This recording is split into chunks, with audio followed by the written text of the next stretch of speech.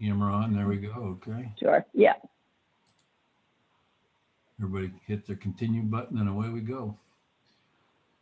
All right, well, with that, I will welcome you all to workshop number 3 of our water marketing strategy study with the Geosyntec team. Today, I think we're going to get a fair dose of ERA economics, and they're going to walk us up to the edge of a mock trading session this afternoon, which I'm really looking forward to. So can't wait to get to that point. In the meantime, though, we do have a little bit of introduction for you, and I'm going to hand it over to Malka Capel from Sacramento State, who was our facilitator, and she is going to take it because you're in much better hands with her than you are with me, technically. So Malka, it's all yours. Thank you, Matt. Next slide, please. The first test. Great. Hi, everybody. As Matt said, I'm Malka, and I'll be your facilitator for this meeting. I'm from Sac State, and the first thing I'm going to do is take you through the agenda. Today we're going to provide an update on the water market study. Some of you have attended the first 2 workshops, and we're going to go a little bit deeper into some of the issues and give you a chance to view or participate in an exercise so that you can see what the water market actually feels like. And then the presentation will also include an economic analysis of the market. We have it, the purpose of this workshop is, for all our workshops, is to give you all a chance to think things through with us, and that if you have any questions or comments, we welcome them. Just so you know, we are going to ask you some questions. We have a survey in order to make that easier. Julia is going to put the link to the survey in the chat, but as you can see, the link is up on the slide. And this is a survey that will live throughout the workshop. That is, once you link to it, it's up there. You don't have to re-link to it. So if you would, press that link that's in chat, you'll have the survey up. And what we want to do is at points in the workshop, we'll stop and we'll ask you to fill out the survey if you choose to. So just to get you comfortable with it, the first couple of questions are: what is your role in MAGSA? And which subbasin are you affiliated with?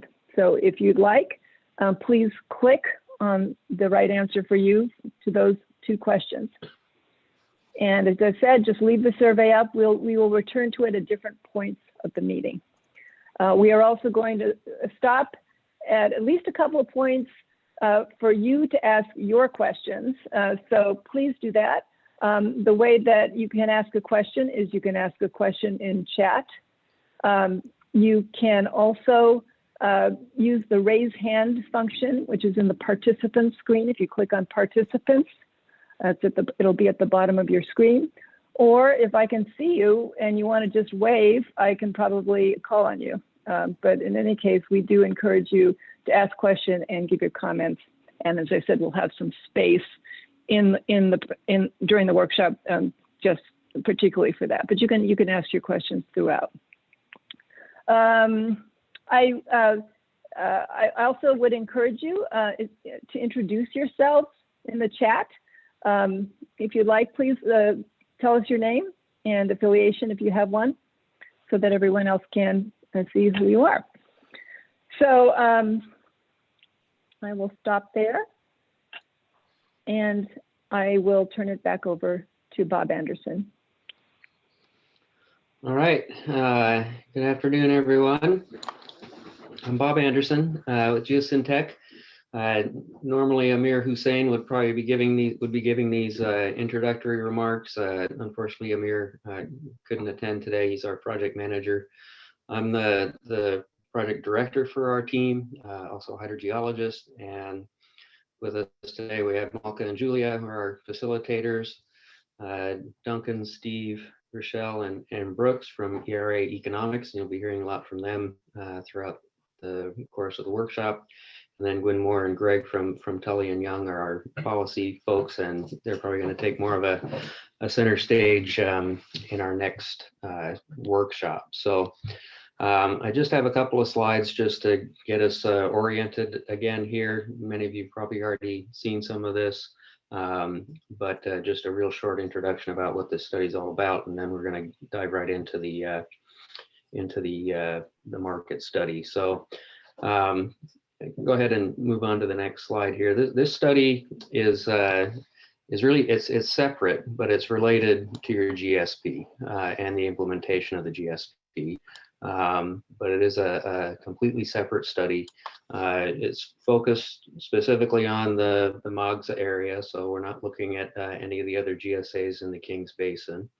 And it's really focused on kind of a high-level overview and options and those sorts of things related to water markets. Next slide, please. So in your GSP, the heart of these GSPs, the upshot of them kind of ends up in these project and management actions, which generally end up in two different categories, either ways to try and enhance your groundwater supply or ways to sort of manage and reduce your demand on groundwater. And so one of the ways you can reduce demand is to go through this allocation or process for restricting pumping. And that's been identified as a potential action in your GSP. But when you do that, you really create the right environment, a necessary environment for a functioning water market. So our study is not developing or recommending a specific allocation structure, but it's recognizing that you need to have that before you can have a functioning market. So what we're doing is describing the components of the market. We've talked a little bit already about range of alternatives and requirements for a groundwater market in Magsa. We haven't talked too much about constraints and opportunities for surface water yet. That's going to come up here in our next workshop. And most importantly, we really want to spend enough time listening to you and hearing about preferences and concerns related to water markets, because obviously if a water market requires you to be willing to participate in it. So again, we're not formalizing an allocation. We're not going to initiate the water market. We're not conducting or negotiating any transactions or agreements. We're intending that after our fourth workshop that we're going to be in a report writing mode.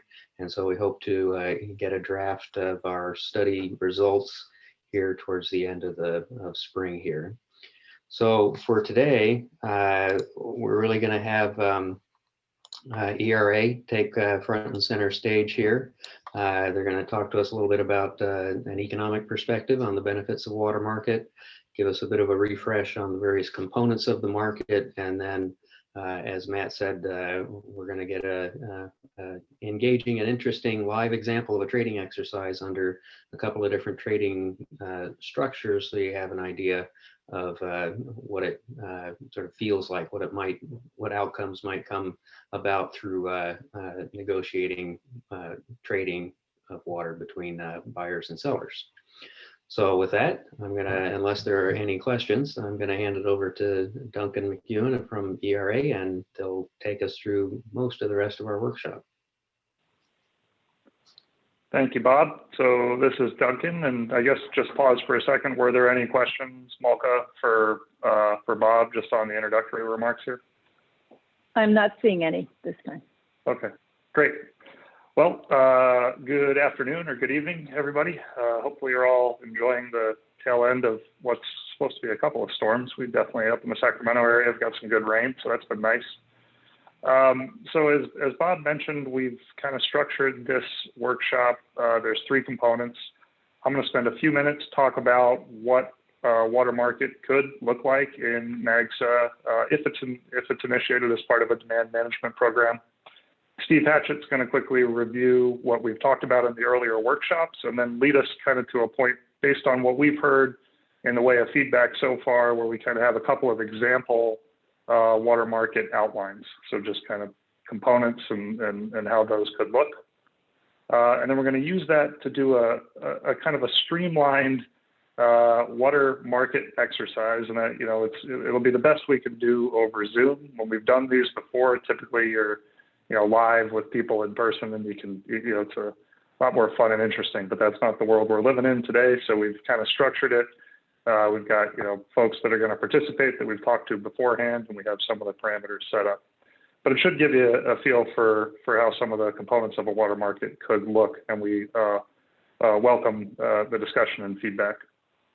We will try to stop after each one of these sections. We have prompts that are both in the live survey, and then hopefully we can have a little bit of discussion before we move on to the next component.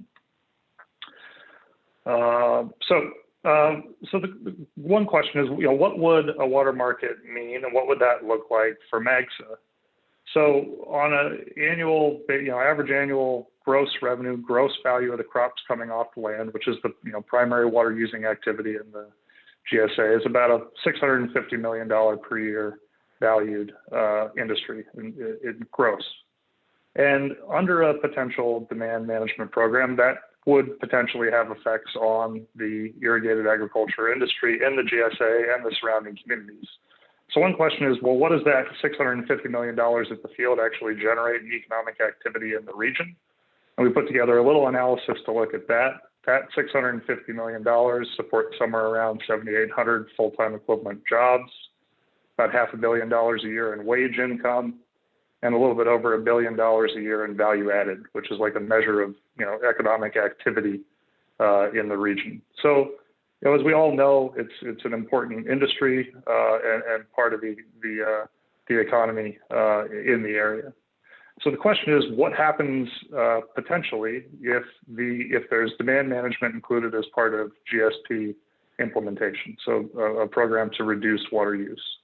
And so we set up an economic analysis to look at this question under two scenarios: one without trading, where there's not the flexibility of a water market, and one where there is the flexibility of a water market, to quantify the difference between those two, which is the potential benefit of that flexibility in the water market. As we talked about on some of the earlier workshops, a water market isn't the only way to have some flexibility. There's kind of different levels of flexibility, but we're focused on the water market component with the discussion here. So this is something that we talked about in the very first workshop. So thinking about the concept of flexibility, GSP allocation. So think of the boxes as full crop water demand, and an allocation means you have less on a per acre basis than you need to irrigate the crop. A more flexible situation would be the ability to move that water around, potentially between fields or parcels, and then the ability to trade. So water moving in potentially in exchange for money moving out with a partner, or vice versa, depending on whether you happen to be a buyer or a seller. And the question is, what benefits do those provide? So it's voluntary trading in a market always, but it's this flexibility that allows landowners, growers to potentially move water around within operations or trade with other entities in the GSA and move water to higher valued uses potentially. And so what does that look like? Like any commodity, you know, whether it's grown or, you know, produced in, you know, a factory, it depends on the supply and demand for that commodity. So in this case, water in MAGSA. So we put together an analysis to look at the supply and demand for water in MAGSA, and then are comparing two things: what it would look like in a situation with a market, and what it would look like in a situation without a market. So the value of that flexibility is kind of three things. We could add to this list, and we have a prompt where we'll stop and ask for your feedback on these points. But so it's that flexibility, ability to move water around, purchase or sell, depending on what the conditions look like and what makes sense for a particular operation. It establishes a value for groundwater, potentially separate from the land, which potentially has some additional benefit and flexibility. And then the realization of those benefits is through keeping land or more valuable land in production in MAGSA. So with all that preamble, what does it actually look like? So this is the result of that analysis, without stepping through piece by piece the economic analysis that we put together. There's two things. So on the right, this is the situation or excuse me, on the left, start with the left bar, this is the gross value of crops produced in MAGSA in a situation without trading. So it's that area in the blue bar there. On the right, it shows the situation with trading, so with a market enabled. The difference between those two is the value of this flexibility that we were just talking about. So on an absolute basis, it's about $107 million per year, which, what does that mean? I mean, another way to think about it is that's about a 17% of the current annual value. So think about that on a per acre or per operation basis. That's kind of that's the value of the flexibility of being able to move water around. I would note that, I mean, this is kind of in line with what we've seen in other studies that have looked at the value of trading water in other markets, kind of upwards in the 20 to 30% range would be kind of the upper end that we've seen. But I mean, these are kind of the benefits, the value of keeping productive agriculture irrigated and in production. So I wanted to start with that as a preamble, and then what we're going to do is walk through the components of a market again, talk about what we've heard through these workshops and the additional feedback, and kind of lay out a market structure, and then do an example to start to play with some of these options and how they could look. So at this point, I want to stop with a prompt. And again, this is in the live survey link that Malka referenced in the chat, and you should be able to access if you'd like to think about it and put a written response down. But the question is, so what type of value would the flexibility to buy or sell water in a voluntary market provide for you? And what might you think about other pros and cons of having this option to trade water? So we'd like to stop here. I think Malka is going to jump in, take any questions on what we just talked about, and then have a discussion along these lines. So just a reminder that the survey that you already pulled up, you can use the same survey. If you came late, Julia has put the link to this survey in the chat again. So you can just pull it up once and it will be there at your disposal the whole meeting. Are there any questions at this point for Duncan or Bob?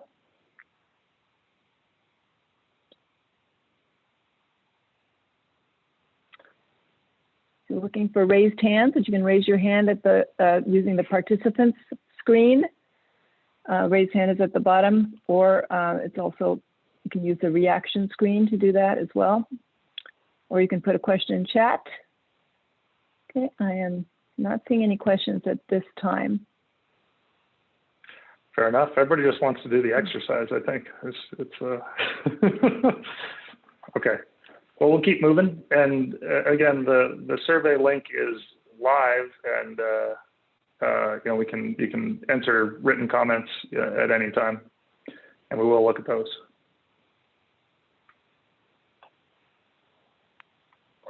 Okay, so it's kind of a rough, high-level overview. What agriculture is important. We talk about changing the availability of water. There's potential benefits to having some flexibility in how that happens.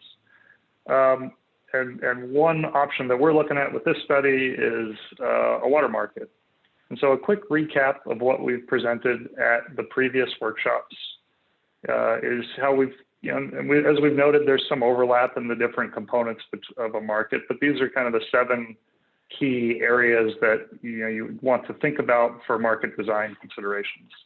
And the areas that are highlighted already in gray in the box on the top left, basin conditions and allocation, are things that are mostly dealt with in the GSP and stuff that we're not looking at specifically. So, basin conditions, like, what's the reason for even thinking about a market? And the reason for that is sigma in this case, and demand management that's included as an option in the GSP. Allocation, as Steve will remind everybody about in just a second when I hand it off to him, is not something we're specifically addressing, but would be necessary to have a functioning water market. In the first workshop, we talked about allocation, just in general, and we also talked a lot about trading structure. So this is kind of the marketplace and the option, how do you get together? How do you find buyers and sellers? How do you find prices and quantities available? And we're going to talk a lot about that today. The exercise that we've put together is designed to look specifically at different trading structure components. And then in the second workshop, Steve talked about market rules, monitoring and enforcement, market administration, and market reporting. And so this kind of covers all the institutional considerations and administration for a potential water market. And we talked about options and presented some of those in that workshop and heard your feedback, and then have had continued feedback through our outreach. And Steve will talk about what we've heard and kind of recap the options for each of these components. And so with that, unless there's any questions, Malka, that came into chat or other things that we want to talk about right now, I will hand it over to Steve to step through each of the market components. No questions now. There'll be more opportunities later. Thank you. So as Duncan mentioned, I'm going to very quickly go through these various market components, and we've been through these in previous workshops. So I'll give you a really quick review of some of the options within some of the key ones, and indicate what we have heard to date in the workshops and through whatever other communications we've received. And then we'll use that information to build 2 example markets with that then will be the subject of the participatory exercise. So let's go to the next slide. As Duncan mentioned, we're not dealing with issues or decisions about how and how much or what method would be used to allocate water. We're taking an allocation as a probable point that will occur, that will become the basis for the amount of water that voluntary participants in a market would have to work with. I think that's probably enough to say, except again to reiterate that that's part of MAGSA's ongoing and future work as it implements its GSP. So again, we're taking the existence of an allocation as given, but we're not looking at options for it through this process. So the next set of considerations, institutional considerations, is who's going to administer a market. And really the 2 primary candidates are, should the GSA take that entire responsibility onto itself, or should it engage a third party that can have some separation from the GSA, although it would be coordinating with the GSA, because ultimately the ultimate legal responsibility for managing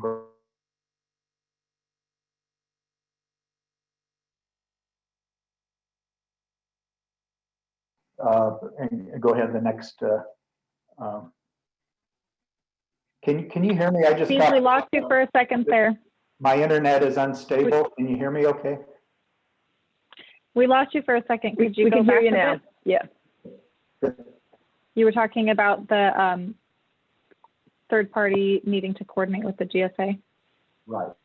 So what we've heard to date in our workshops and other feedback is an inclination to take advantage of a third party's ability to sort of be an independent administrator and trusted party that would presumably have some broader experience in administering these things, and take that burden off the GSA, whose role would then be, again, to manage and review for consistency with the GSP.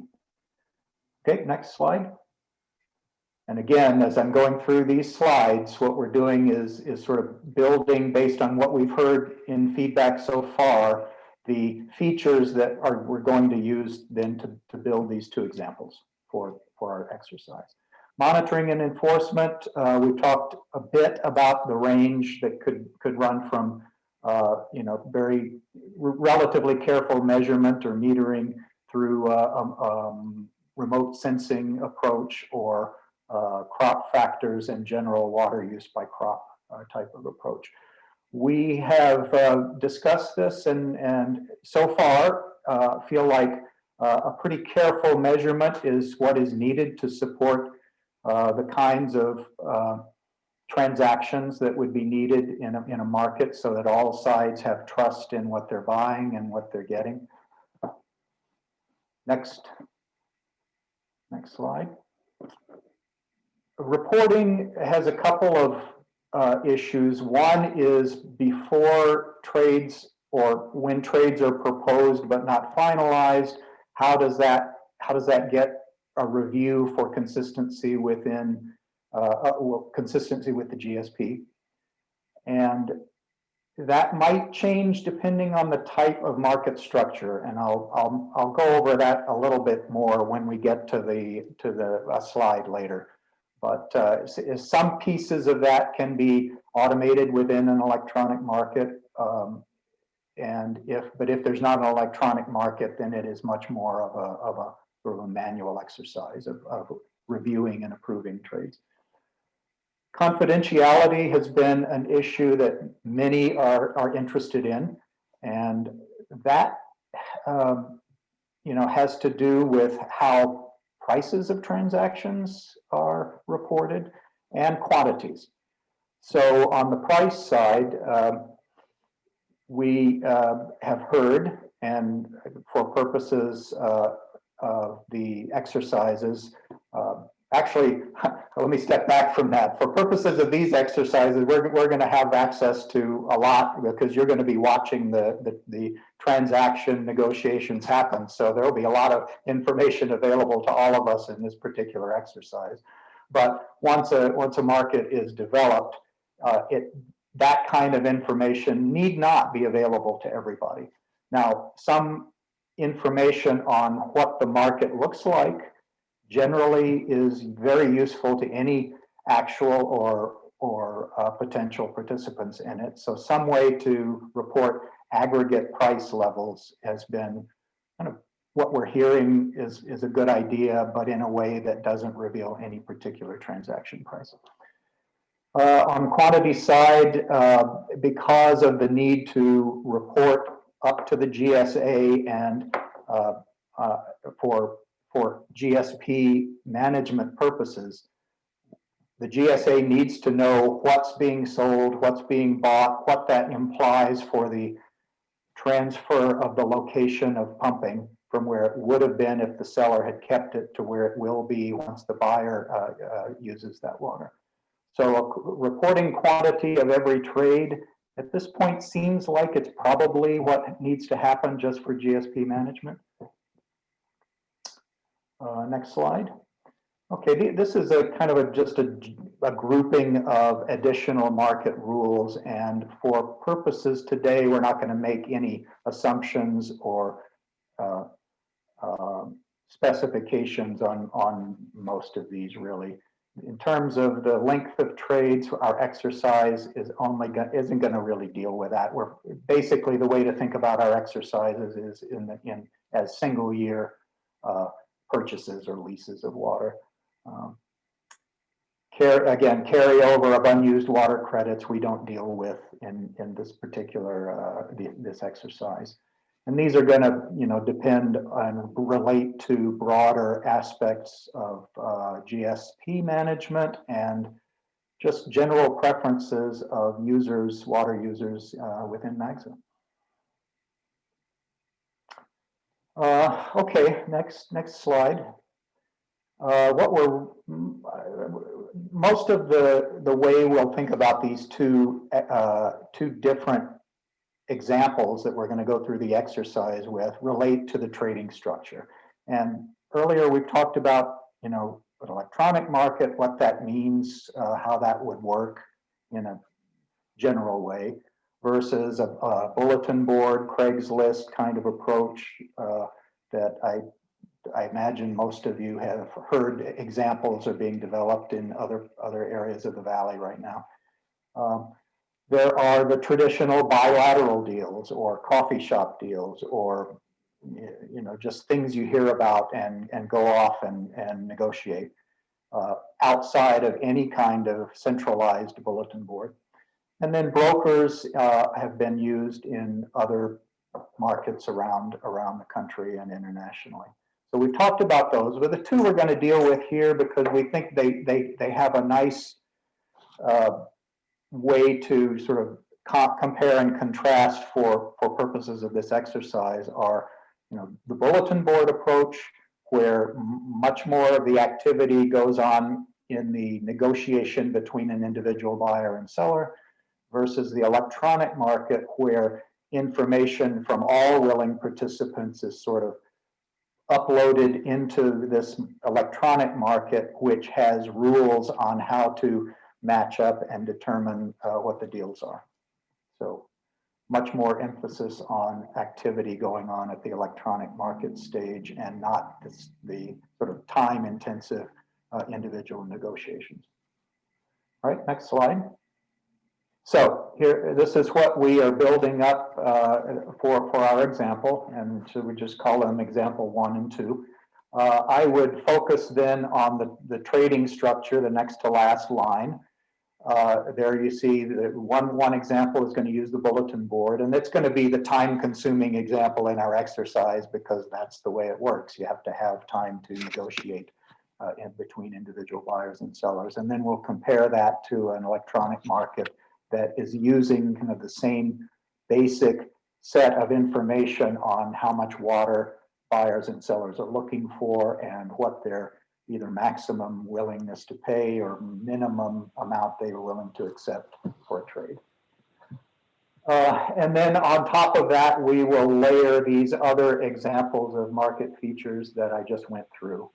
Again, these are for purposes of the exercise, and we've chosen ones that make sense for that particular trading structure, but others are not necessary to make the example work.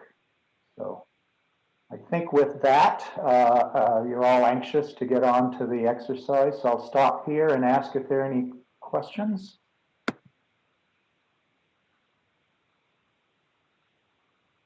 And I'll let Malka indicate. Looking at chat, looking and seeing if anyone has raised their hands or if anyone's waving at me. Okay. And you're I welcome do not think. to come back to any questions on anything that any of us. Yeah. Yeah. All right. Plenty of time to ask questions Michelle, after the exercise. Okay. I'm sorry, did you see anything raised in chat? I do not see anything. So All I'll right. go to the exercise. Okay, so we're going to switch over to getting started on the exercise. So Rochelle Young is going to explain what we're doing and walk us through it. Great. Thanks so much, Steve.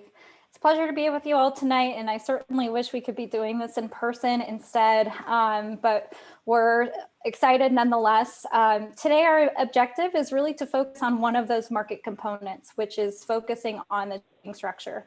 From previous workshops, we've heard that, again, you're interested in looking more into bulletin boards and into electronic markets. And so what we've done today is create a highly stylized version of what two things look like so that you have a little bit more know-how on how these types of things work and understand better their pros and cons. So let's dive into what our exercise today is going to look like. Because of the virtual nature of this, again, I would have loved for us to do this in person because otherwise if we had been in person, everyone to participate. Doing that on Zoom, as you can imagine, would have been pretty much impossible. So what we've done instead is we've pre-selected 8 individuals, largely stakeholders who are going to be helping us with our exercise today. These participants, we have 4 buyers and 4 sellers who are going to be role-playing in those roles. Each person has been told in advance their individual value for water, and I'll get more into what exactly that means. And it has also been told what volume of water they're looking to trade. We are going to first be testing a bulletin board, and we'll go through that exercise. Then we'll look at an electronic market, which we have run ahead of time. And we'll have a bit of a conversation about how the two compared in their outcomes, how they compared in their experiences, and then really just take any questions or discussion points you all would like to cover. I want to point out that because this is a highly stylized exercise, we have made this as simple as possible. Normally, water markets, groundwater markets in particular, have spatial limitations to them. They might include trading ratios, spatial buffers, trading zones. So there are all kinds of ways that you can create spatial limitations that perhaps meet your objectives as a GSA, but we're going to be treating your aquifer, your GSA as a bathtub type scenario. So we're not going to be considering any particular rules. We're just going to allow everybody to be able to trade with everybody. Note that because that's not always true, it usually makes water trading a little bit more complicated. So we'll touch on that a little bit later too. We've also, because we've given people values of water, I just want to point out that these are illustrative prices. I largely pulled them out of a hat. This is not meant to reflect the values of water in your GSA. We, again, are really just trying to focus on the trading structures more so than anything to say about water pricing. All right, well, let's talk a little bit about what these trading properties mean. So every seller in our exercise has been told what seller number they have, and they've been told their value of groundwater and how much groundwater they have to trade.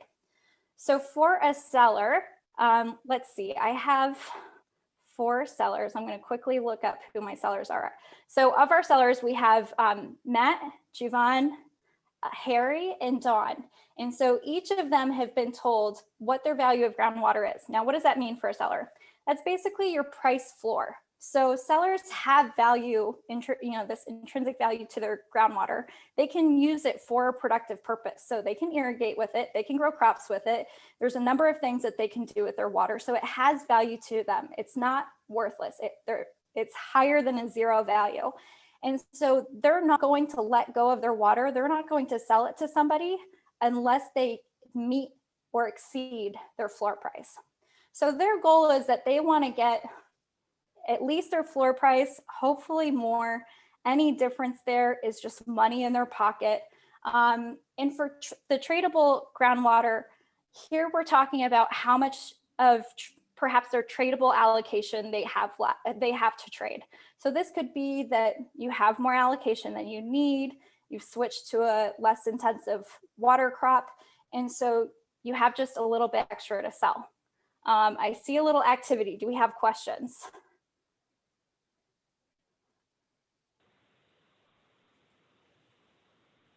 I'm not seeing questions. Okay, I'm seeing, sorry, I just saw it was a chat after. Okay, so all good. All right, so let's go ahead and move on to what this means for buyers. So for buyers also are given a number or order in which that they are going to participate in this exercise. So here we have Michael, Jerry G, Jerry R, and Steve. And they also have an amount of groundwater that they're looking to purchase. So perhaps their allocation just isn't quite enough to meet their crop demands. And they have a particular value of their groundwater too. So what that extra water would get them in terms of extra economic value. Above that price, they're not going to take it. This is their price ceiling. This is the maximum that they're going to pay for water. And anything below that, money in their pockets. So they're going to try to drive down the price. Sellers are going to try to drive up the price. We're going to have a pretty fun negotiation and role-playing exercise here. And I hope it gets competitive. I guess we'll see. Unfortunately, I don't have any prizes because that has been denied by my supervisor. So you'll have to take it up with him. But I think that bragging rights is pretty good enough in my book. So I hope that our participants really get into this. Okay, so let's talk a little bit about how this is gonna work. The sellers have been asked in advance to list their water, and they have had the option to either list their water at a price, any price. It could be their actual value of groundwater. It could be an aspirational price. It could be whatever they want. Or they could just withhold their price and say contact for price. So that means the buyer is taking a bit of a risk contacting them because they have no idea what that person is going to ask for in terms of their water price. So then we move over to how the buyers contact these sellers. So for each buyer turn, they're going to view this bulletin board that I'm going to have up for you in a few minutes. They're going to view this board. They're going to look at the list of potential sellers, any prices, quantities that are available, and they're going to pick the seller of their choice. So we're going to call them up, and the buyer and seller are going to negotiate together. They're going to need to negotiate two things. They're going to need to negotiate their price. And remember, we want to get a price that's sort of between that ceiling for the buyer and the floor for the seller. So they're going to negotiate price, and they're also going to negotiate that quantity, okay? We're going to mimic, I guess the rest of us are going to be able to just sort of sit and listen into this conversation. We're going to basically be flies on the wall, privy to their negotiation.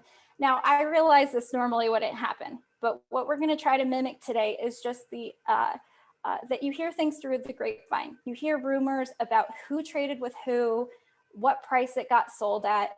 And so here, what we're trying to show is that if you as a buyer or seller, as a buyer are, first act, if you're buyer number one, you have the most choice, right? You have the first option to contact the sellers that are on that bulletin board. The problem is you don't have any prior information about prices and what water is going for. And so you're a little bit at a disadvantage there.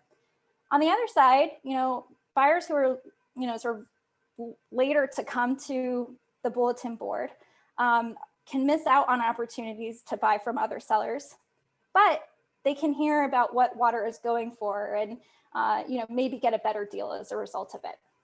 Okay, so if the buyer and seller decide that, yes, we agreed to terms, awesome. I am playing both the role of your market administrator today and your regulator. So I'm going to go ahead and approve the deal, and I will update the bulletin board as well. So that quantity that was traded is no longer available. I'll take it off the bulletin board. If instead that trade, either party decides to walk away from it, they have the option to. All trades are voluntary after all. They can walk away, the deal falls through, and there will be no updates to the bulletin board. So that water is going to be available to the next buyer in line. So then the turn ends and it goes to the next buyer. So buyers, pay attention. If your deal falls through with that seller, you don't get to sort of hang up and contact another seller in your same turn. Your turn is over at that point. You only get to contact one seller per turn. Then it goes to the next buyer, and we'll go in order from buyer 1 to buyer 4. And that will conclude our round, and we'll have a total of 2 rounds. So each buyer will have the opportunity to contact a seller twice. Okay. Rochelle, we do have one question. Please. From Don Cameron. Can we sell part of our water at one sale, or do we need to sell all? You can do it iteratively. So if you want to sell it all in the first go, great. If you want to sell part of it in round 1 and part of it in round 2, you can.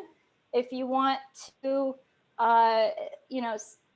maybe not participate in the first round because you want to hear more about prices, you can walk away from a trade. You can risk that, and you can wait till round 2. It's totally up to you. I like Matt's comment there. It is a free market after all. That's right.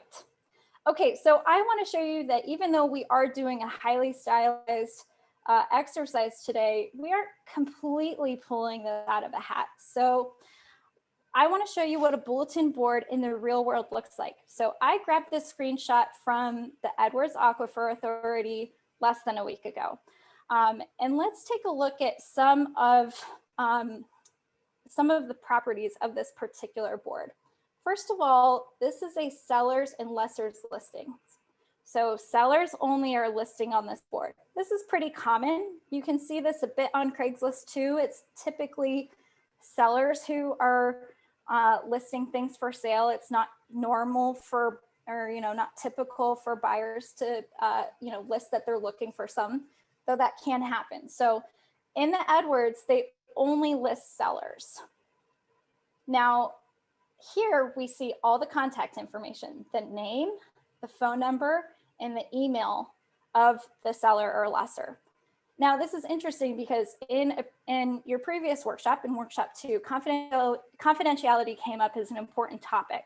And here we can see in this particular situation, sellers really lack confidentiality. It's very clear who's selling. It's clear how much they're selling. All their contact information is there. So that's a potential drawback. Okay, let's look over here. So now we have this minimum sale amount and a maximum sale amount. In our exercise, we only have a maximum amount, but in the real world, you have constraints too. You might have a minimum amount that you need to sell to make the transaction cost worth it to you. And so here we see a minimum of 50, minimum of 50, 10 down here. We don't have that constraint in our particular exercise, but this is pretty common and can make it a little more complicated. All right, moving on, we have the Cybolo Rule. Now, in the Edwards Aquifer, they're managing their aquifer for the case of stream depletion. And so they have particular rules, trading rules, spatial rules, et cetera. We're ignoring those today, but this does mean that if in a real bulletin board in MAGSA, you might have particular ways that you need to sort through and figure out who you can actually trade with depending on your properties or what you're looking for. Okay, and then if we move over here, we see transfer types and contract length. So we see some people are selling privately, some people are open to leases as well, some only leases. So you can see these various contract lengths as well. So those are variable. In our exercise, we're only going to consider the case of 1-year leases. Okay, and last thing, note that this particular bulletin board does not include list prices. So no prices on here. You just have to start calling people up, emailing, see what comes out the other end. Okay, without further ado, let's go ahead and play. So this is our bulletin board. We've got a total of 4 sellers. You can see the amount of groundwater that they have available, and you can see their list price, if any, and that this water is currently available. And so with that, I'm going to go to our buyer number 1, who is Michael. Michael, are you with us? Yes. Awesome. Hi, Michael. How's it going? Living the dream. Do you have a particular seller you'd like to contact first? Yes, Matt number 1. Great. Bring. Matt, are you there? I am here, yes. Awesome. All right, we'll let you two take it away. All right. So you have a list price of $295. Is that firm or is that negotiable? That's a firm price. Okay. And you have 100 acre feet? Yes. Okay. So I will take 50 acre feet at your list price. If you're going to only take 50 acre feet, it's $300. Okay. That would be fine. Okay, great. We're going to agree that I sell 50 acre feet of water for $300. Okay. Yeah. Well, that sounds like both parties agreed to me. So I've gone ahead and updated the bulletin board. 50 were sold, so Matt still has 50 available. All right, thank you both so much. With that, I'm going to go to Rochelle. I think that's $300. $300. It was $300, but this is the list price. So sorry. Yep, no problem. So I am not going to be keeping track of prices. So if any buyers or sellers, or even just members of the public want to be tracking what was listed, what it sold at what quantity, who matched, you can keep track of that on your own. I will not be putting that here because bulletin boards don't do that. They don't have a list of what's sold and for what price. So, okay, with that, we are moving to buyer number 2, Jerry G. Yes. Let me talk to Harry number 3, please. Okay, great. Harry, are you with us? Hello, yep, I'm here. Great. Great. Would you sell your 90 acre feet for $295 an acre foot? You know, I got pretty high value on that water. I'm kind of just looking at the market, but I'm really looking more at like 600 for that water. Okay. Yeah. So 350 wouldn't do it? 350 won't do it, I'm afraid, no. Okay. Okay. Okay. Can I contact another seller or am I out now? So if you choose to walk away, your turn will end and we'll move to the next buyer. So Okay. you would have an opportunity to contact another seller in the next round. Next round. Okay. Mhm. Okay. I'll be done for this round then. Okay, so you're walking away. Yeah, I'll walk away. Okay, walking away. All right, with that, we're moving to buyer number 3, who is Jerry R. Jerry R, are you there? Yes, I'm here. Great. Jerry, which seller would you like to contact? I'd like to contact Jeevan Singh. Great. Jivan, are you with us? Yes, I'm here. Great. Take it away. Hey, Jeevan. Hey, Jerry, what's going on? Not much, man. How are you? I was wondering what the 75 acre feet, what would you be wanting for that? 550 per acre foot.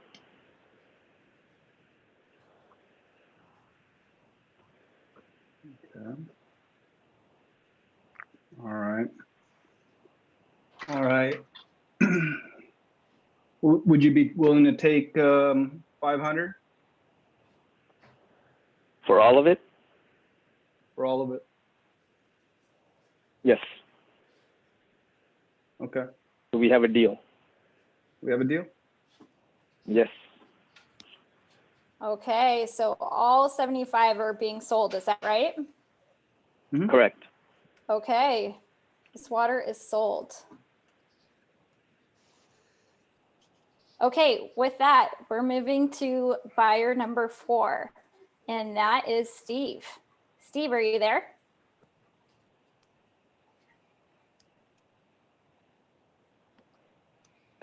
Contact. There he is. Yep. Hey, Steve, Don. who would you like to contact? Don, buyer number 4, or seller number 4. All right. Don, are you with us? Yep. Can you hear me? Great. Sure can. I didn't find Run Yell on Apple Music. Oh. Sorry about that, guys. No problem. Yes, Don, That's- I hear you have some water for sale. But, Yeah, I've got 80 acre feet and looking at around 525 an acre foot. 525 an acre foot. You have 80 acre feet. That's correct.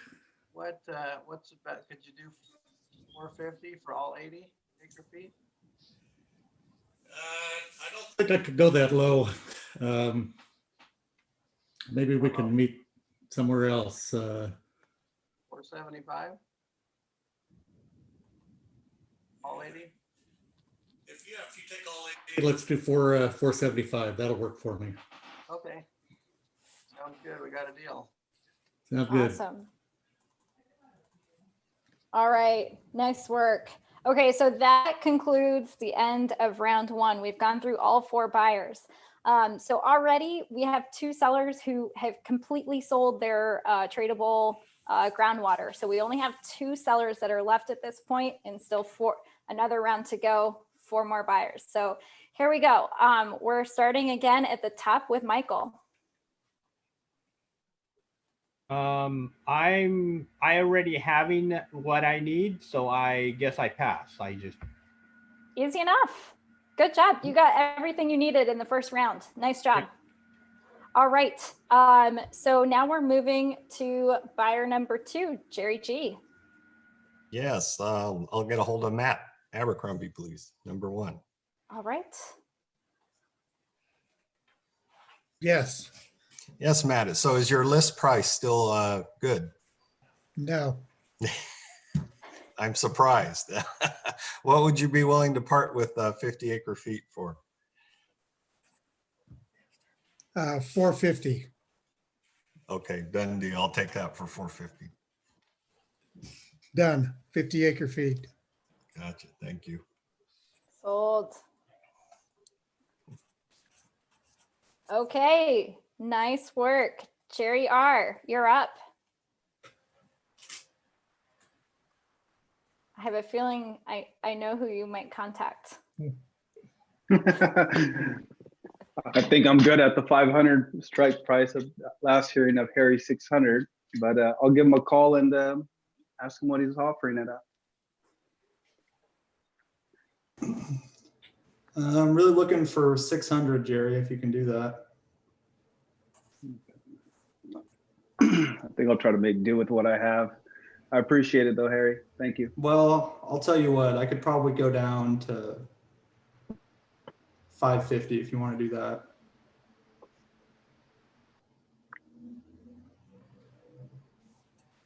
No go. Oh, no. All right. Jerry is muted. Just making sure he knows that. I'm good on the water. Thank you. Okay. All right. Then we move to buyer number 4, Michael, or sorry, Steve.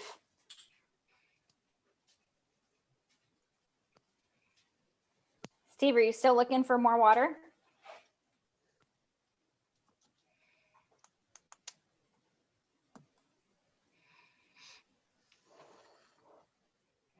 I'm going to give him a minute. If you're trying to talk, you are muted or we can't hear you.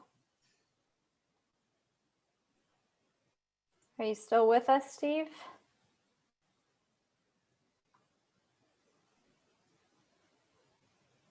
Let's see. I'm going to pull up the participants real quick.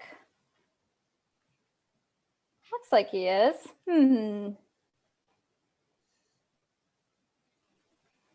Just can't hear him. That's so strange. He's Okay. also muted, and I've asked if he wants to unmute through the platform, but I'm not seeing a response. It looks like he popped off. He might try to rejoin. Well, you know, glitches happen, and sometimes we just don't make it in time, and the market closes. People have made their planting decisions. We have moved on, and so we're going to close this round and see the results of this particular trading exercise. So a quick shout out to my coworkers, Duncan and Brooks, who are doing all of these edits behind the scene. Oh, Steve's coming back with us. Steve, I have bad news for you. The market has closed. People have made their planning decisions. You're too late to the party at this point. So sorry. I hope you can hear us though. Okay, so these were the results. So seller 1, nice job. You made 2 sales, each of 50 acre feet.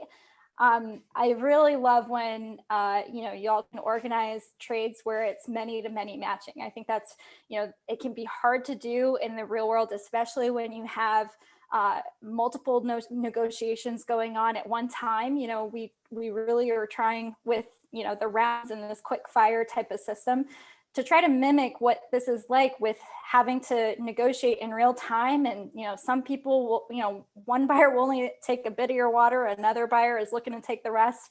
And so organizing those many to many trades are pretty hard. So nice job on that. All right, let's take a look at one of these results. So seller 2 and buyer 3, we're going to look at this. So seller 2 and buyer 3 traded 75 acre feet together. All right.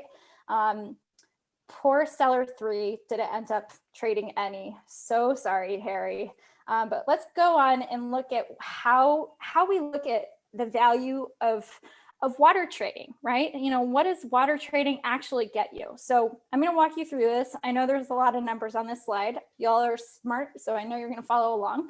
And if you don't, that's on me. So let me know if you know, I'm just not doing a good job with this.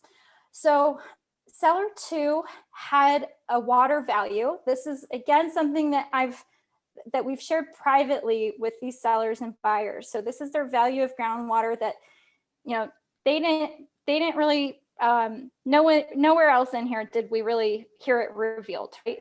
Now I'm finally telling you for seller 2. Let's see, let me pull up my little cheat sheet here. So that was for Jivan. He had a value of water that was $325 per acre foot. Meanwhile, buyer 3 had a value of $1,250 an acre foot. Huge difference between those two and what they can do with that water, right? Remember, these numbers are pulled out of a hat. This is a stylized exercise. But they ended up striking a price at $500 per acre foot, okay? Now, that's pretty in line with the other types of trades that we had heard. But what's really important about that strike price, comparing that to their values, is that you can see that the difference, so what seller 2 pocketed was that difference of 500 minus 325. So the amount extra that they got above that value for groundwater. So they pocketed 175 an acre foot, okay? For buyer 3, because they had such a high value of groundwater and a, you know, relatively low, but still in line with what others were trading at that $500 an acre foot, they pocketed $750 an acre foot. So you can see a huge difference in the gains of trade. However, even though they're quite different between the two, still both parties did better off than they would have without trading. And so this is really important, is that otherwise this, you know, if trading was not possible, these gains, $750 an acre foot for the buyer and $175 an acre foot for the seller, would not be possible had it not been for the possibility to trade. So this is really where the power of markets comes from, is the ability to, you know, move water to higher value uses, okay? All right, so if we add up the gain split, so this is basically the sum of how all the sellers did and the sum of how all the buyers did, we actually get a pretty huge difference between how these gains were split. So the sellers didn't do nearly as well as the buyers did. Now this can be kind of random. Sometimes it's just first mover advantage. Sometimes we've seen actually that the sellers actually do much better. So, you know, normally as you iterate through this, or, you know, as you have more turns, you gain more experience, your negotiation strategies get a little bit better. You might put a higher price, or, you know, just sort of know what the market is going for and be able to play that. So, you know, this is just illustrative of a way that bulletin boards don't necessarily get, you know, sort of this equal split of gains. Importantly, you know, some trading structures, you know, are really intentional about how gains are split. So if you think of auctions like eBay, I think all of us have experience with eBay. An auction is specifically designed where the seller can really extract gains from that trade, because you have that floor price and then buyers outcompete one another to bring that price up until you have no more competition, no more willing buyers except the last one. And so it's that buyer that extracts a lot of those gains, and the last buyer only has a little bit left. So, you know, auctions are specifically designed to extract, you know, gains of trade for the seller, that value of trading for the seller. Reverse auctions are exactly the opposite way. But, you know, sometimes the way that that value of trading gets split between the parties can be either intentional or just accidental, okay? All right, so let's now move over to our electronic market and have a little bit of an understanding about how this works. So an electronic market basically takes orders from sellers and orders from buyers. So they have to self-select to put their trading orders in. So that will be things like their the volume of water that they're looking to trade, and that floor price from sellers or that ceiling price for buyers. Then the electronic market will go ahead and clear, and it will automatically match buyers and sellers based on number one, their prices, and number two, their eligibility to trade with one another, okay? Now, we don't have any eligibility rules because everyone can trade with everyone. But as markets get more complicated in those kinds of trading rules, that becomes a little bit more of a powerful tool, as the ability to sort of quickly sort and see who's eligible to trade with whom within the set of participants. All right, so let's go ahead and take a look at what this looks like. So we went ahead and entered in every seller's properties and every buyer's properties into an electronic market. So the amount available to trade, all of the sum of all of the seller's water is 345 acre feet. The amount that buyers are looking for cumulatively is 435 acre feet. So we already know that the way that this water market is going to work is that it's going to leave some buyers unsatisfied. So not all of the water asked for on the buyer side is going to be able to be met by the amount that the sellers have available. A pro of an electronic market, unlike the bulletin board, is that all of the parties remain anonymous and confidential to each other. So you're not really worried about, oh, I have bad blood with that person, I'm not going to contact them on the bulletin board, or oh, I'd never trade with them, stuff like that. Here, it's completely blind on both sides. You don't see who is buying or selling in this marketplace. Okay, so we went ahead and ran this ahead of time. And this is what the results were of the electronic market. So you can see the thing that I find most interesting, of course, is that seller 3 and buyer 4. Buyer 4 sold with purchased from every single seller in the marketplace. That is so cool. And you can compare that with our bulletin board, right? Definitely a little bit more sophisticated in how it was able to match the different parties, okay? In the way that we have designed this particular electronic market, electronic markets can be developed a number of different ways. So this isn't the only way to develop an electronic market, just like the bulletin board wasn't the only way to design the bulletin board. So the way that we did this was we intentionally split the gains between the buyers and sellers. Right down the middle, we were going to split the gains. So in our outcome, we have another example here of how a seller and buyer match together. So we see that here, let's see, it's seller 3 and buyer 2. So we have seller 3 sold to buyer 2, a total of 35 acre feet. Okay. Seller 3's value of water was $550 per acre foot, and buyer 2's value of water was $750 per acre foot. The price that the electronic market matched them at was $650 per acre foot. So it met them right in the middle. Again, this is one way to do it, not the only way to do it. So they split the gains evenly at $100 per acre foot. Now, for other parties, if they have, sort of higher prices here, lower prices here, you can get differences of those gains of trade, but they were all split evenly across the board. So let's compare how gains of trade were split between the bulletin board, which we saw earlier. So we saw that big difference between how the sellers were able to extract gains from the bulletin board, what their value of trading was versus the value of trading to buyers, versus in the electronic market that was split down the middle. Okay. When we look at total gains, so this is what is the total value of trading? How many How many acre feet were we able to trade at? How much value did it generate? We got, you know, $28,000 more in this exercise. That's pretty good, okay? And again, these are all fictitious numbers. We only had 4 buyers and 4 sellers.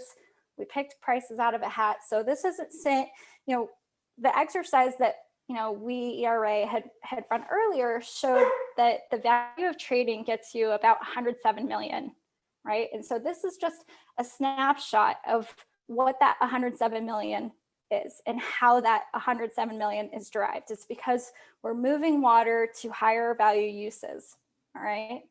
And again, this is great. Either way, getting this value from trading, whether it's through a bulletin board or an electronic market, it doesn't matter where it's coming from. This is value that would have been left on the table if trading had not been available.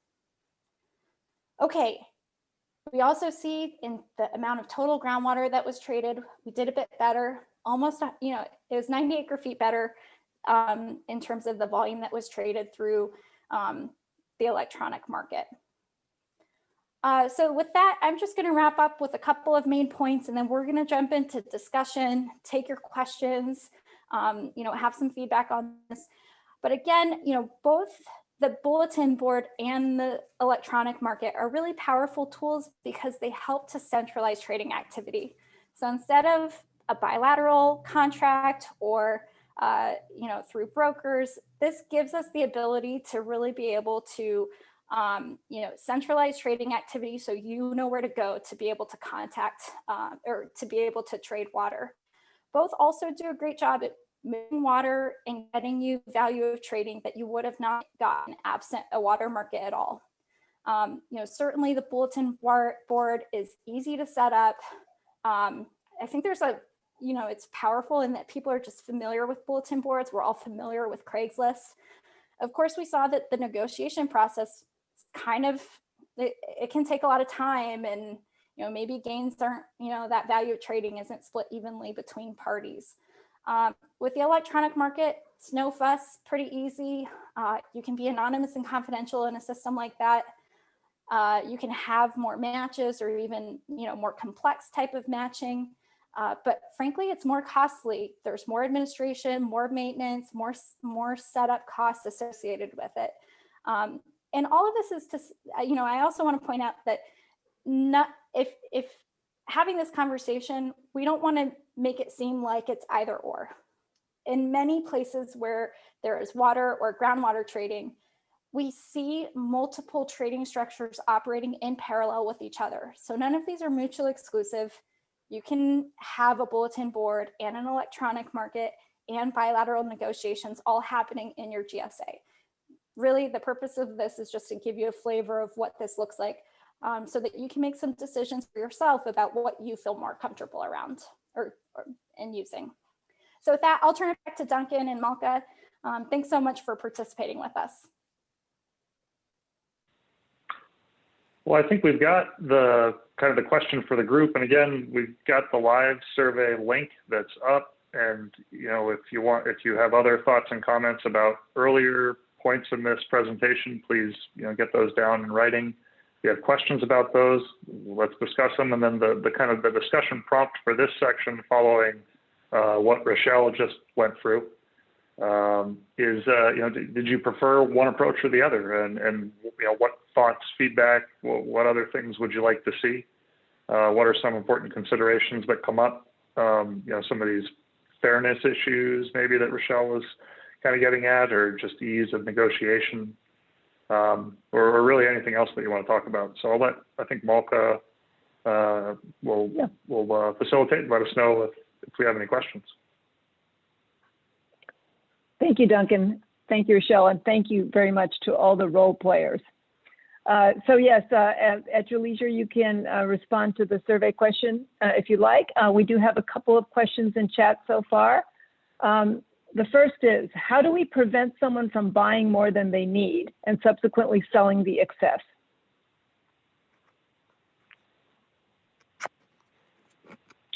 So I guess there's two ways to answer that. I can start, and Rochelle can jump in. I guess for for the purposes of this exercise, we structured it so that you had your parameters in front of you.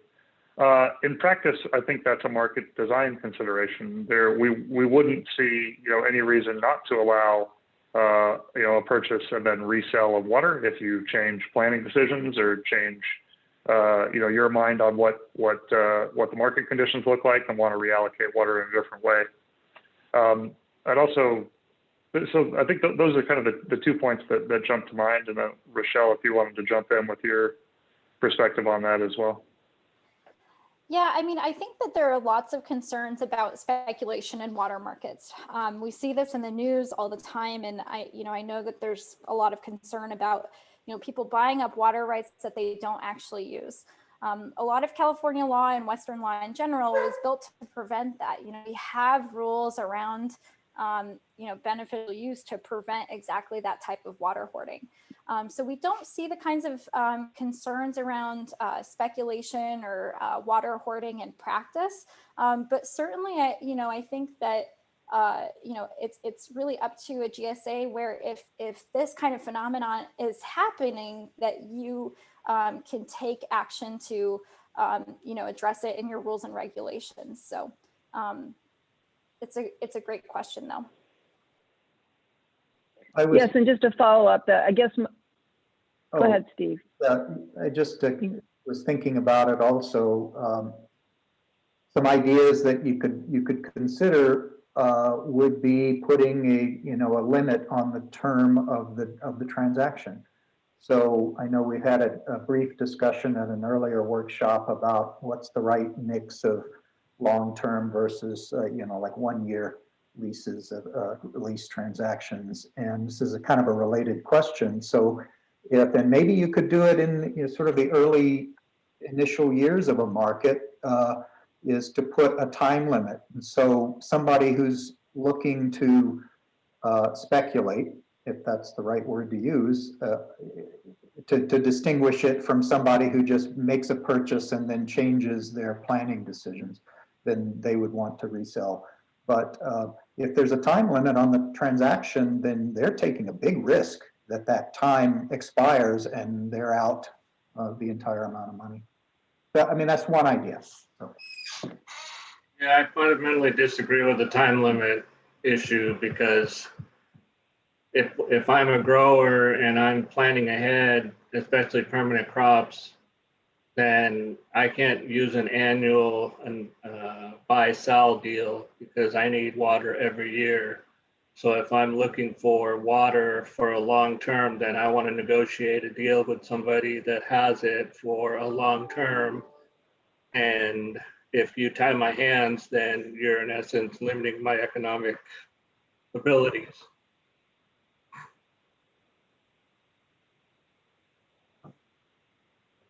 Yeah,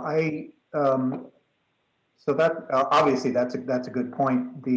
And so maybe if this is an idea that doesn't work, then it doesn't work. But you could structure such a deal so that the allocation purchase or lease is tied to like a season, so that you could ultimately make a long-term deal, and if you didn't use water, it would automatically go back to the market in 1 year, but you would still have the rest of your deal done. We're just thinking through this. And if in general, folks aren't concerned about that as an issue at all, then that's fine.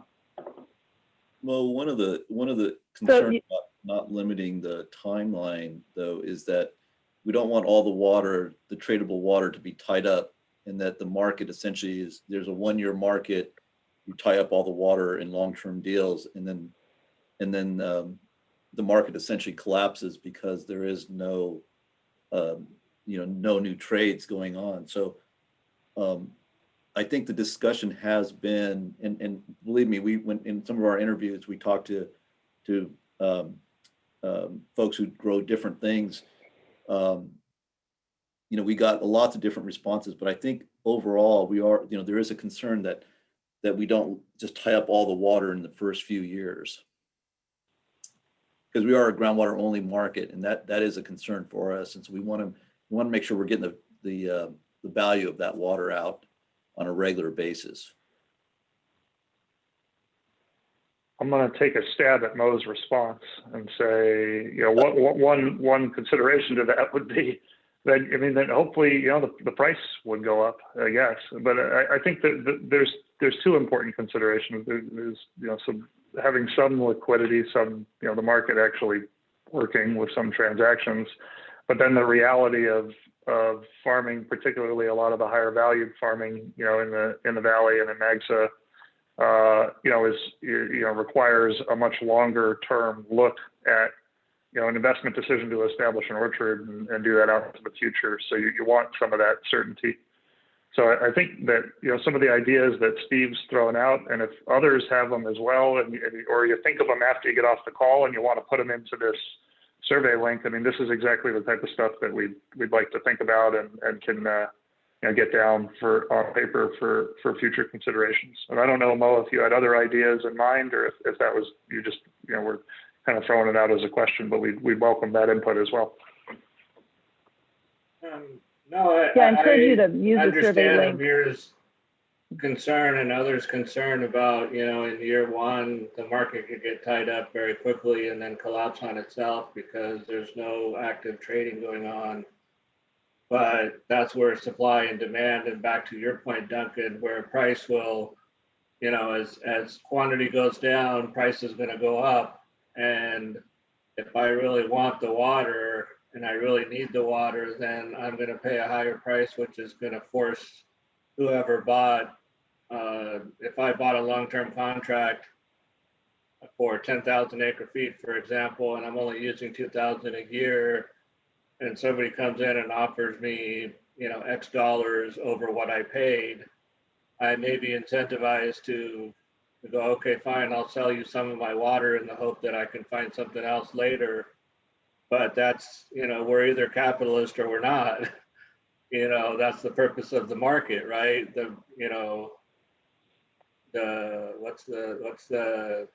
Forgot the term.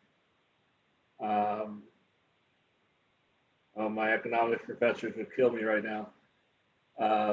Money always goes to the highest and best use. I forgot there's a term for that, but. You're thinking of arbitrage, maybe. Mm-hmm. No, Mo, water always flows towards money. Don't you know that? Yeah, really. We have a few more questions. I just wanted to circle back to the original questioner, Brockman. Sorry, I don't know your first name.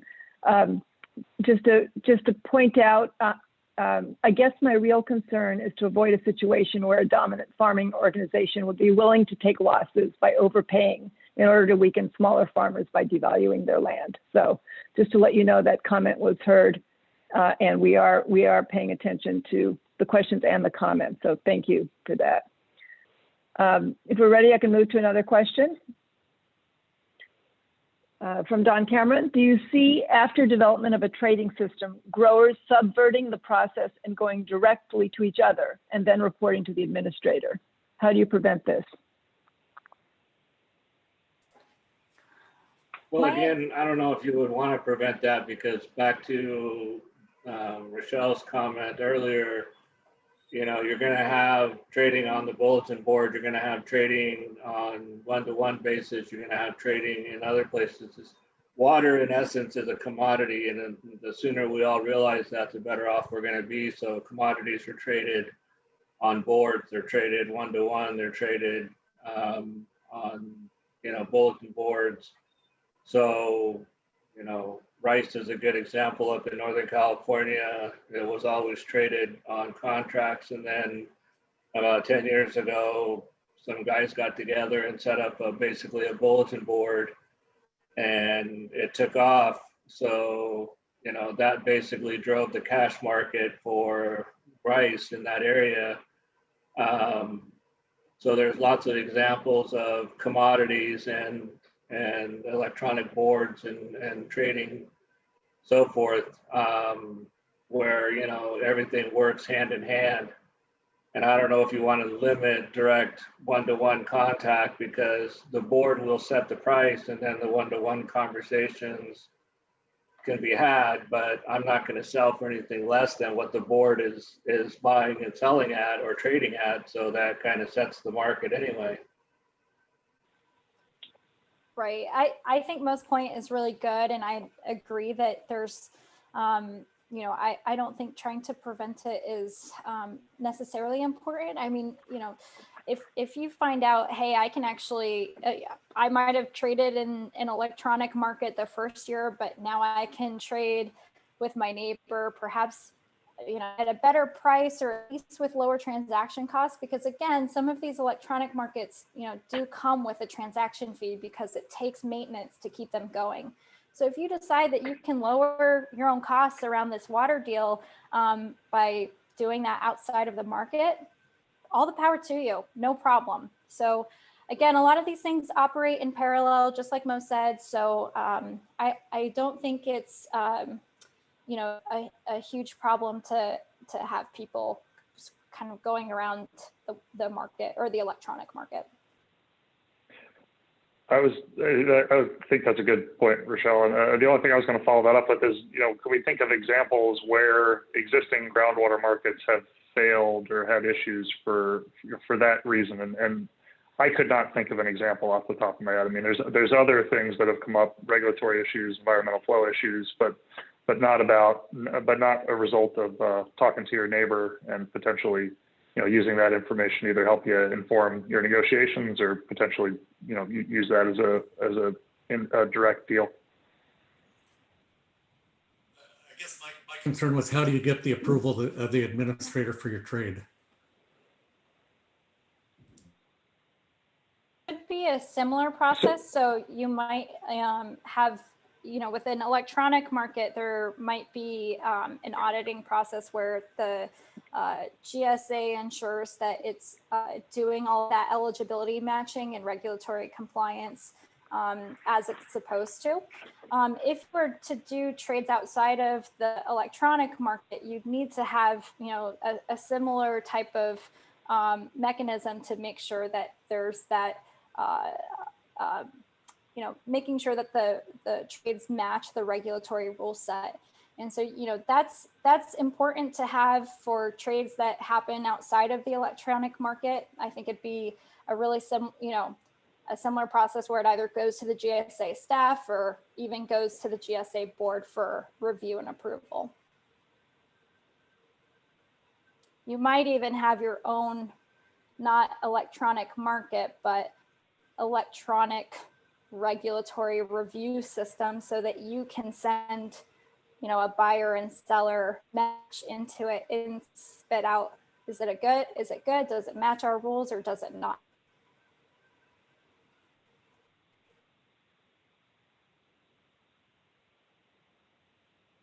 Okay, anybody else on that question? Next question, how did you assign value to the buyer and seller? Rochelle made it up. I mean, we did for the purposes of this exercise, but I mean, this gets into a deeper question. So we do know something about the value of water and you know, what it looks like around the state. So, and we kind of glossed over that. So two things. When we've done this exercise previously, we've started with a build up to get you to a value where we come up with a ranch and a mix of crops and available water, and you build that into a value, and then you have this negotiation, and it's happening over, you know, coffee and donuts in a room together, which I forgot how that works anymore, but I'm told we used to do that. And so, you know, and we glossed over that here, but I mean, so, you know, so how do you establish the value of water? Well, you know, there's the financial calculations that go into it. I mean, you know, it's an input to your farming business. You know what other things cost, what your returns are. And then there's, you know, questions about what else you could be doing with your capital. And, you know, so you kind of look through all those things and you understand what your internal value is. And, you know, the numbers that we threw up were kind of in the ballpark of kind of where you'd see water values for purely agricultural uses in the state, given current crop market conditions. but they were not actually tied to anything specific to what's going on in MAGSA or anything more than just, kind of convenient numbers for the exercise. Sorry. Next time when we can get together. If I may, Okay, I just look like the go ahead, please. Yes. the $107 million gain in value. To me, that's a false number. It used to be free, and now we're paying for it. We used to be able to put a crop in without paying for it. So to say we have a $107 million gain, I don't know that I believe that, or the 17%, unless there's something I'm missing. It's a positive spin on a very, not positive situation, but if there's more to it, I want to hear it. Thanks. No, I think that was Marjorie. So your characterization is generally right. I mean, the situation is there's a GSP in place and a demand management program as part of it. And if you're not there, then you would never think about a market because nobody would trade. I mean, you don't need water, you already have it. There's no value to doing it. So the thought experiment is in the situation where there's a need to reduce the amount of water used, what's the benefit of the flexibility of a market relative to not having that flexibility? The second thing that you get out of a thought exercise like that is an understanding of what the aggregate value of water looks like in the GSA, and then you can use that to compare to what it looks like to develop other projects. And so there's like a bigger planning question that goes with it. But you're right, you're not better off than you were prior to Sigma just because you set up a market. In aggregate, there's less water used, which means there's a restriction, which is why there's a need to trade. So point well taken. And I think I tried to be clear about that, but just to make sure we're really getting that point across.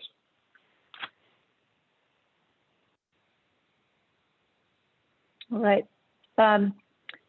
Next is a comment. For someone farming a permanent crop, water may resemble medical care more than a simple commodity. For example, i.e. there's a level of necessity that could distort the market. Can you repeat the question? I didn't fully understand it.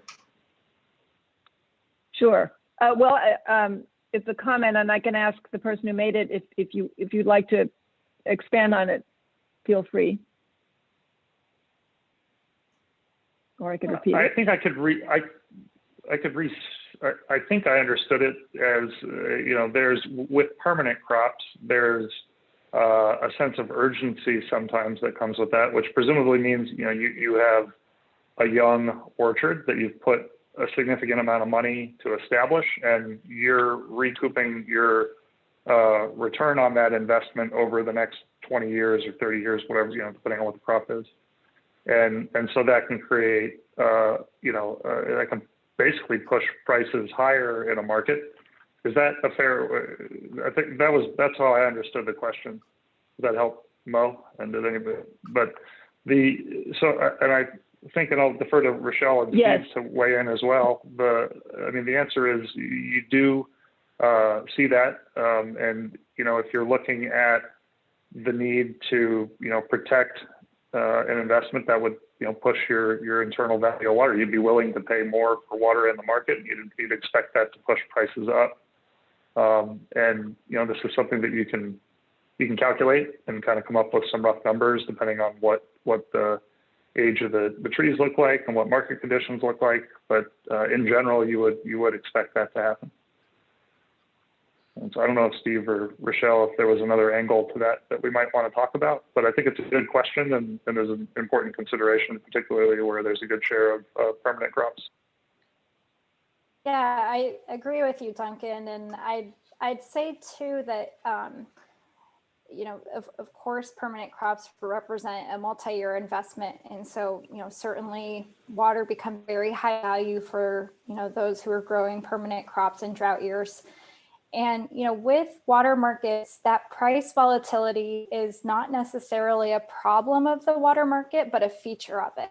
And so we see this in well-developed water markets, including the Australian Murray-Darling Basin, where, there are some years, wet years where water is worth nearly nothing because there's just so much of it and people are trying to get it off their fields.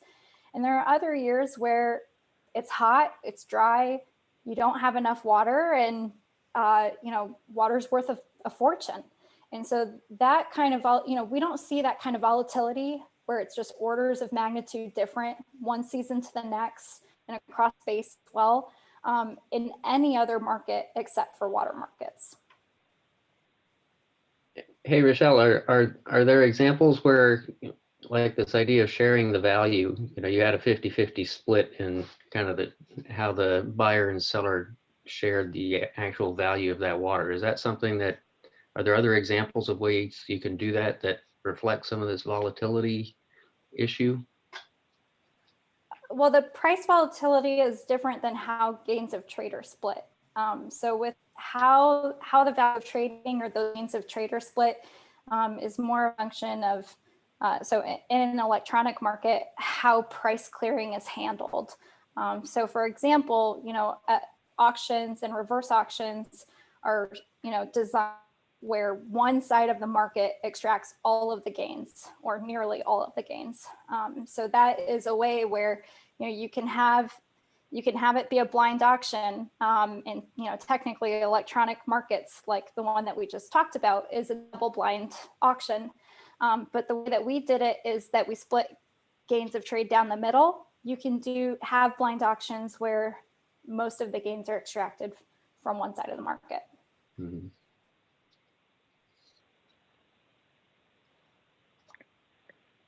I'm not seeing any more questions in the chat. Feel free to put more or raise your hand or just unmute yourself and speak. There's somebody, if you are just joining by the phone, the way to unmute yourself is to press *6. I encourage people to just shout out. Like one more here, just jumping in really quick. And by the way, phenomenal presentation. So just terrific. Thank you. A question, maybe a thought out there is really the big point is you can design the market with the rules and restrictions that you want. And that's the hard part, to find the agreement among entities to do that. But the options and the limits and things and ways to do it are significant. So maybe that's a big picture takeaway for me in what you're doing.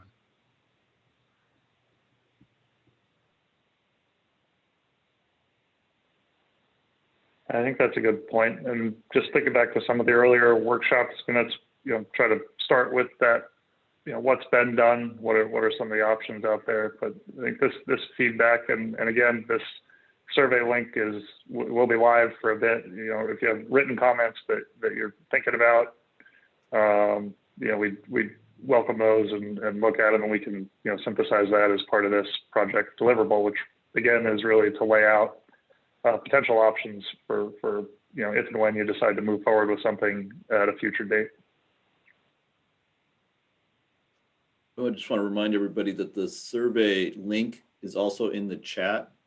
Julia put it in there, so if you just need to scroll up maybe a little bit, you'll find that link in there as well, and that might make it easier for everybody. Just put it in again. Thanks, Julia. So I have a question. Can you hear me? Yes. Go ahead. Yeah, Matt Abercrombie. I'll be honest, it's a little bit confusing, so I'll try to work this out in my head later. But so if I'm assigned so much water, I have so much water to farm with, and I don't use it all, can I bank that for next year? If I have excess water this year and I don't sell it, I don't pump it, I don't use it all this year, will I have more water in my account for next year? So I think that's one of the questions that's on the table. We we don't have a yes/no answer.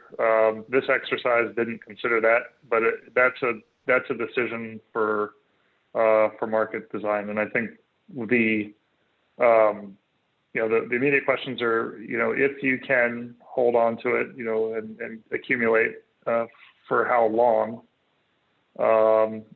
and I'm trying to think on the fly. I don't know if Steve or Rochelle have good examples for some of the markets that we've run previously, how they've handled this, what carryover would look like, but that might be a way to look as well. And I think some of the pros and cons were what we were kind of just talking through, is how much water is available on the market, what does that mean for decisions for permanent crops, and what type of flexibility do you need? Yeah, I would think that the carryover would be handled in the allocation component, wouldn't it? Yeah. Right. Yep.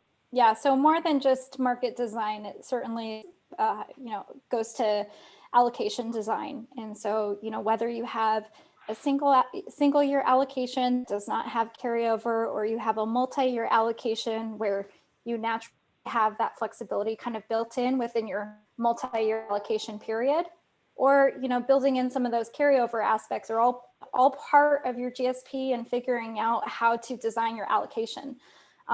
There are some, in thinking about carryover, it's a hugely, obviously it's a powerful tool, particularly with groundwater, because you have this natural storage sitting beneath your feet, and being able to flexibly use it as needed is really great. So, I think that having some of that flexibility is really powerful.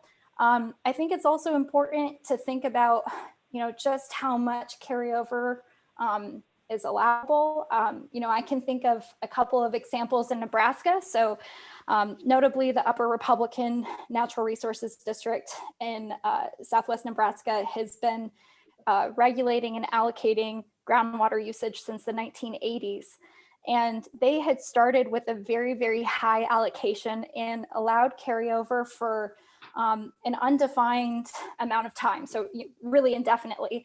And the problem is that their allocation was much higher than, number one, was sustainable, and number two, even much more than people were actually even using. And so they got themselves into a bit of a bind, which is that, fast forward 4 decades, last I checked, they had an average carryover bank of 100 inches. That's a huge problem in drought years that people can tap into potentially another 100 inches of groundwater. So carryover is great, should be considered carefully.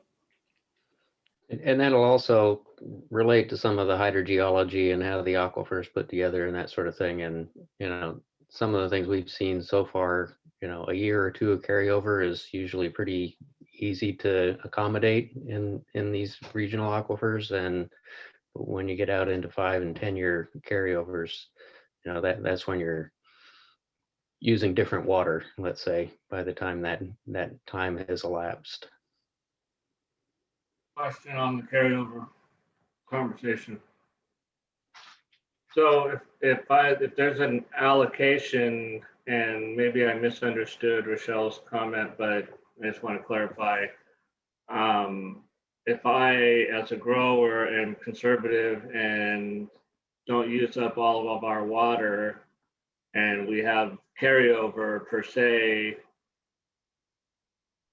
why should that benefit other people in an increased allocation down the road, instead of benefiting our operation for the long term, which is what the incentive in my mind should be, where everybody is incentivized to be as efficient as possible.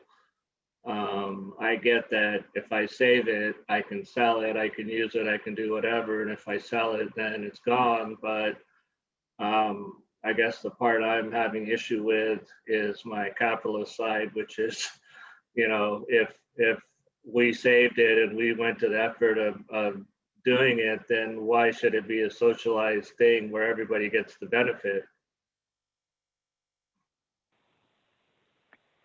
So I think, Mo, this is exactly what we're talking about. You just illustrated the pros and the cons, right? So, the argument for would be, you want to incentivize that and give people that flexibility and the ability to use, the groundwater resource. And then the concerns on the other side are, what happens if there's too much carryover, however you want to think about that, and you have, a sequence of dry years or whatever happens, and then pumping starts to tick up, and you start to run into issues for Sigma purposes. That's the question. So I mean, and it's not, it can be, it's a decision for the stakeholders and the GSA to think about as part of market design. And there's examples for doing it both ways. I think it's, I understand your arguments for, which, makes sense. And I think we should just acknowledge some of those other concerns as well. So it's very good feedback. The only other thing I would add to Duncan's comment, and I also agree that it's a really good point, Mo, is that I think that also presumes that the right allocation has been set. So if your allocation is set too high, carryover may mean nothing. It may literally be paper water, as is the case in the Upper Republican, that situation I just described. So. But if that allocation was set at the right amount, I think you bring up a really important point. So Matt Abercrombie, I'm just going to add one quick thing. Bob and I were both in a call earlier today with a client where we're working with another GSA. We're working on allocation. And I will tell you, and they're not in a market. The first thing we got, we had a discussion about carryover, of course. And the first question from that group was, hey, can I trade that carryover? So, and when are we going to start a market? So I will tell you that there's a very close correlation between those two issues, and very much are going to be in our considerations when we're talking about how a market would be, how a market would be, the kind of rules and regulations that would go into a market in this area for groundwater.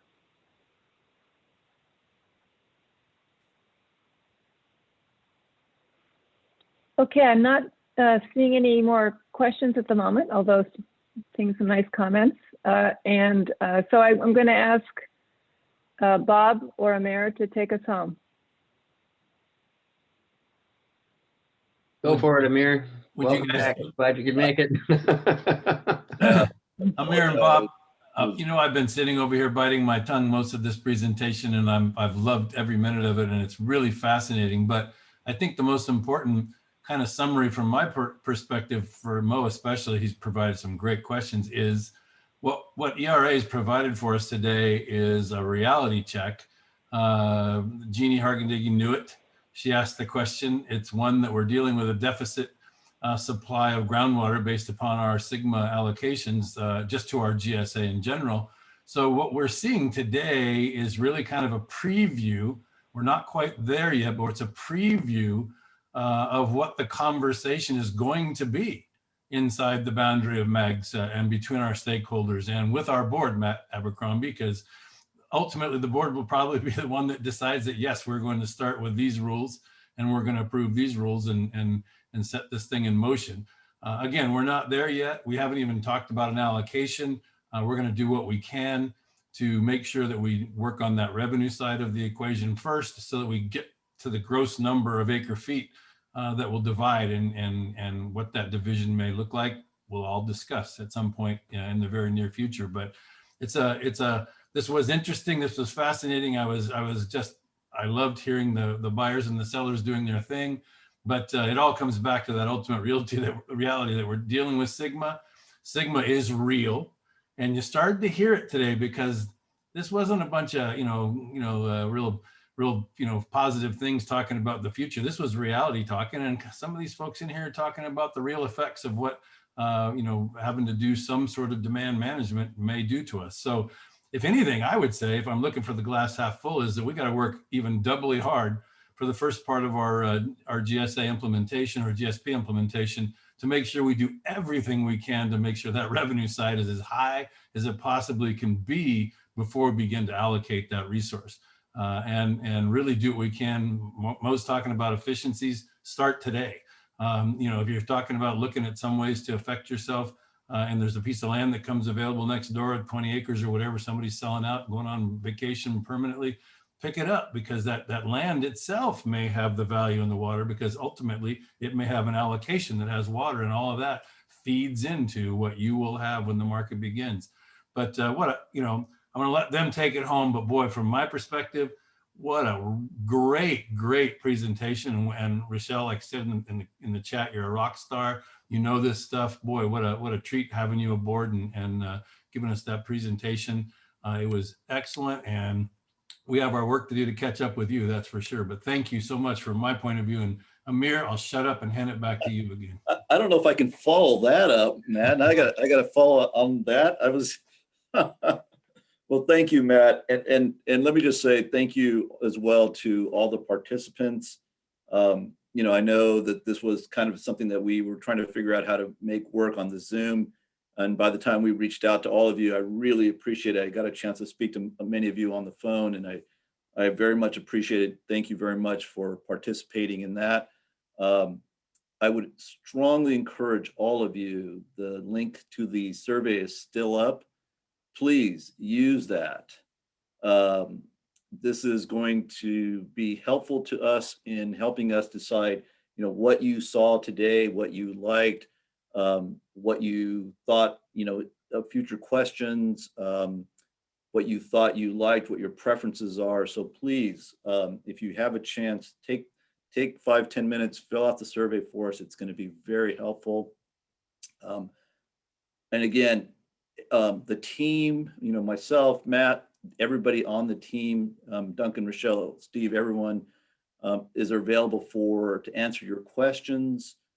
Please don't hesitate to reach out to any of us. Kind of where we're going from here, and Malcolm, I think Matt kind of covered a lot of the things that are on this screen. So I'm just gonna move on to the next one. You know, what we're looking for is, you know, at this point, we're going to start wrapping things up, and then over the next couple 3 months, we're working on our final report back to the board. As many of you know, the idea here then is to take a draft of that to your stakeholder committee, to your technical advisory committee. So run our draft document by them, and then bring it to the board, and then do a final workshop where we present our findings, our recommendations, our evaluations back to the public in workshop number 4.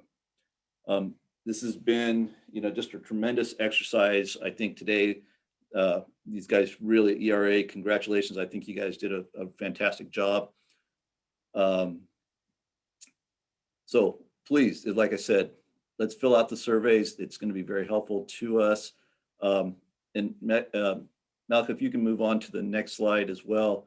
I just want to remind everybody that this email address that you see on the screen right here works. It is also on the web page. So if you have some questions, comments beyond the questions that are in the survey, please reach out to us, and we're looking forward to getting those.